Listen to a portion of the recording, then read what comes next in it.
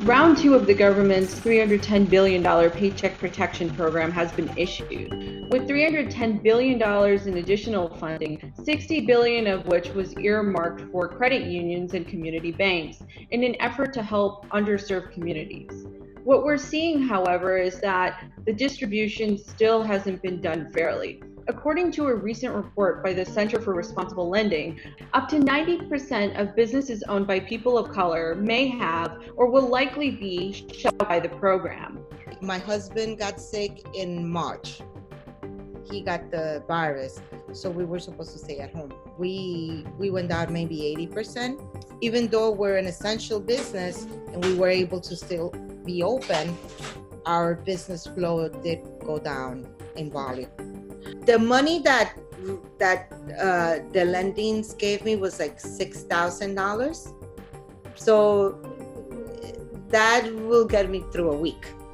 In reality, that really didn't, it helped, but what really impacted is having money put away on the side to help me through this. Up to now, thank God I've been able to cope. I spoke to Andrea Young, the CEO of Grameen America, which is the fastest growing microfinance organization in the United States. She's also the former chairman and CEO of Avon Products and has been the longest running female CEO of a Fortune 500 company.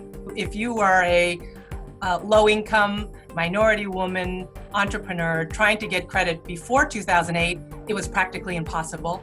And then speeding into the pullback from most of the banks, it was impossible.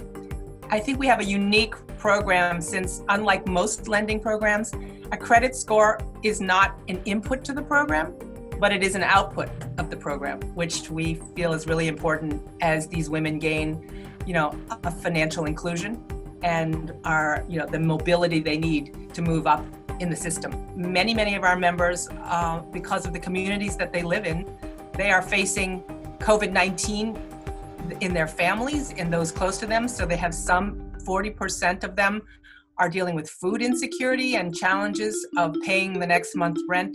And so certainly the anxiety over the health risk, as well as the economic risk of keeping their small businesses open, has been paramount for us as an organization to really deal with. And so we launched the Economic Relief and Recovery Fund to help our members. They need to get back to work.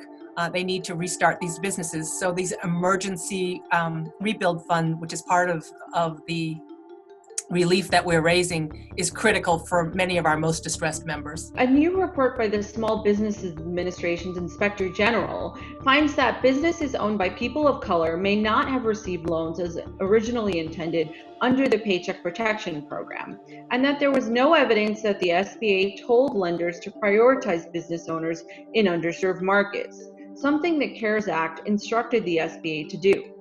I didn't really think about applying to government loans because I went through applying for loans back before, and I saw that it was really difficult to get one of those loans. Actually, that's when I met Grameen America. One of my friends introduced me to Grameen America.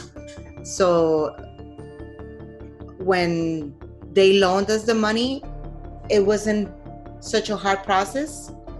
And but I did try to make, before Grameen America, a lot of loans for the business, and I was denied. As states are slowly reopening, there's still no set timeline for when businesses will be back up and running full time.